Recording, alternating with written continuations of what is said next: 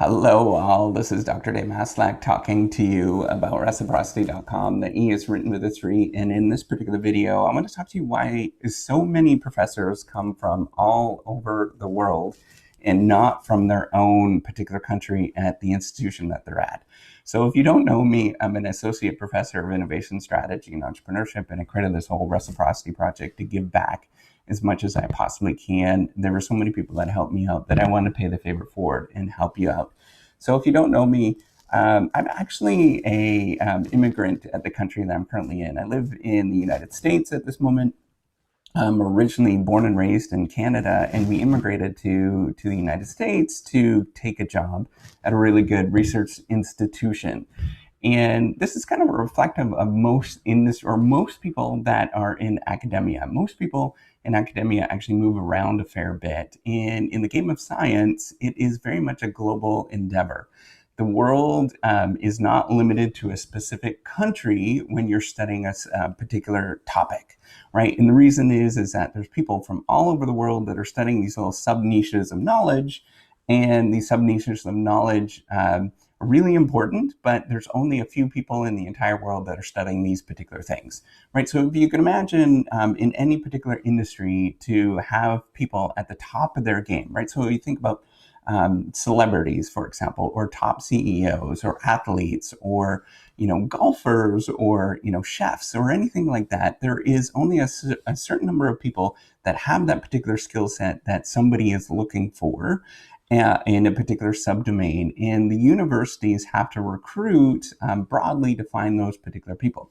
So let me explain a little bit. So if you think about chefs, right? So if you are very broad and you sort of recruit the best chefs in the world, you probably can find somebody in your country that is the best chef in the world.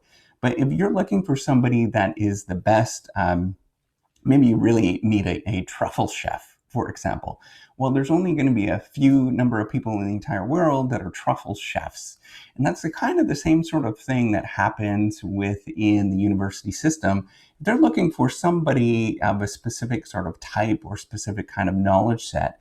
There's only so many people that have studied that particular thing in the entire world. So if you think of, people studying, fast-growing, small, startup companies, there's not that many people that are actually studying these kind of things. And if you sort of narrow it down from a certain perspective, maybe it's, for example, you're looking at their top managers. There's only a handful of people in the entire world that are looking at, fast-growing companies in the top CEOs of those fast-growing companies. And it's surprising when you look at that. But, science is pretty lumpy that way, in the sense that there's only a few number of individuals that are studying those particular things. And if you limit it to a certain geographic area, you're just not going to get those individuals if you limit it to a very, very narrow geographic area, right? So that is limiting it to a specific country, for example. So you often have to go outside of your country to recruit the very best from those particular to recruit the people that are doing interesting things in some domains, right? So if a university wants to actually grow a competence in a particular knowledge domain, there's often a lack of supply of the people that are understanding that particular competence in that knowledge domain in a specific country. Now, I'm not saying that there's not people that can study that stuff or understand that stuff, are not sort of qualified to study that particular stuff. It's just that the people that are currently studying that and have a competence in that area, there's just usually only a few people in the entire world that are studying that stuff. So that's why science is usually very broad. And so what universities can do, if you think of a university as a company or a business or an organization, what they can do is sort of grow the competence that they have in one of two ways. First way is they do it organically, so they can train new PhDs and get scientists to study that particular domain, right? So maybe it's somebody that's studying MRIs, for example. So they recruit people that are studying MRIs, and then they train PhDs in that area, and then they grow a competence in that particular area. That takes a long time. That will probably take 20 years before a university can grow a competence in that area. So what universities will do is they'll acquire talent from other universities and other places around the world, and they'll bring it into their institution to grow that particular knowledge base. So by default, what they have to be is universities have to often be very, very global if they want to compete at the global scale, and if they want to change and compete with the knowledge that that is currently relevant in the world in terms of the things that people are really, really interested in. The other thing is that there's kind of a demand side for many professors to go to different countries, right? So most professors like to travel around the world. Some do and some don't. But there's a significant portion of them that actually do like to travel, and they often get invited to go to different places to maybe give a talk, or be part of a research community and have a discussion with other people. So they go and they get exposed to all these different cultures around the world, and then they start realizing that's actually a really fun thing to go to a different country and be part of a different country. So you often see a lot of people that are, maybe it's Americans, for example, they will go to Italy or they'll go to the UK and they'll teach abroad, and they'll be part of an institution for a couple of years abroad, because it's just really fun to do, right? That they can actually get exposed to this. And the other thing that you often don't realize is that universities, again, because knowledge is really lumpy with a lot of this stuff, and there's just not a lot of people studying certain topics, there'll be universities or research centers that become very hot, but with a particular research topic. And so there'll be, maybe, and it'll be a cluster of maybe 5 or 6 people. And that's really all it takes, is not that many, maybe even 2 people that are studying a specific subdomain that's currently interesting. A lot of people find interesting.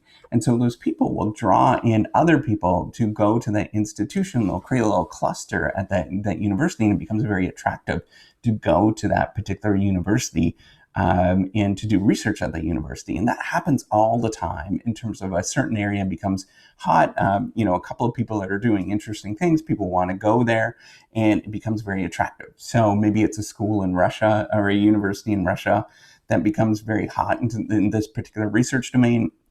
And a lot of people want to go to that particular research domain and meet a lot of people. And it becomes, exciting for 5 to 10 years, and lots of people are going there, and it becomes the thing to do. And then it kind of dwindles and dies out for all sorts of other reasons that are not related to academics, that are related to sort of politics and things like that. But we can get into that discussion later on. But really, that's what ends up happening, is that there'll be a place that becomes very attractive and people are really interested in it. And then they go there, and it doesn't matter where it is in the country or where it is around the world. And it's a draw, right? There is demand to go to that particular places. Now, there is also a component in the academic market where it is largely based on reputation.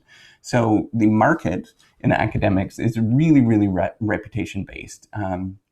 Most institutions don't really care in terms of, or most academics, most professors or whoever you're looking at, don't really care where you're from, and your background and all that kind of stuff. It's not necessarily all that relevant to the discussion. And the only thing that they typically care about is if you have sharp ideas, and that you're an interesting person in terms of having a conversation with the ideas that you're currently working on. In that sort of reputation component of it, right, that you're an interesting person, you have great ideas, makes you highly valuable to go to any particular place around the world, right? And you'll be welcomed at any particular university to go, or any country around the world to go and have a conversation, discussion, and be part of their university, right? So you have to think about like a Nobel laureate, right? There's no university in the world. I'm sure there is some, and somebody's going to write comments at one point that it would refuse a Nobel laureate to go to their particular institution for any number of reasons, right? So most universities are going to be very welcoming to have a Nobel laureate at their institution, and the reason is that they gain a tremendous amount of status. Their university rankings will climb dramatically because they can advertise that there's Nobel laureate at their institution. And a lot of people get attracted to that, and it becomes a really cool thing for a university to have that that sort of status effect that happens in the whole system. The whole university system is really based on status and reputation. I know that there's some practicalities to it in terms of knowledge building, but knowledge is a squishy thing. So the status component and the reputation component is really incredibly important to sort of dictate what happens to different universities. So my long story short is that it doesn't really matter in terms of your background. What matters more is the ideas that you have. And to find those people that are doing sharp ideas, it is a really global, difficult thing to do. So you have to look very globally, not just kind of at a local market, to search broadly for that particular talent so you can bring them into their university and have them part of their university. So there is demand, and there's also a tremendous amount of supply or there's some supply reasons and demand reasons for you or for academics to be going to that particular institution, and it doesn't matter where they're from. It just really just matters whether they have sharp ideas. So that is why generally people are professors and academics and researchers from all over the world that are doing really cool things at your institution or other institutions around the world. And I think it's going to continue to do that for a long time. It's really fun to be part of this because you do get to see people from all around the world going to different institutions, and you can be part of the sort of the immigration of that, right? So science is there's not a lot of barriers and boundaries in terms of knowledge, in terms of where you're going to go, but it generally really so my point is, I'm kind of rambling here. My point is that it's a global endeavor, that there's many different supply and demand reasons why people go to different institutions, and just because it's some sort of geographic region is not really all that important for most people. So if you like this video, give me a thumbs up. Do subscribe to the YouTube channel. I do appreciate it. Take care and have a wonderful day. Bye.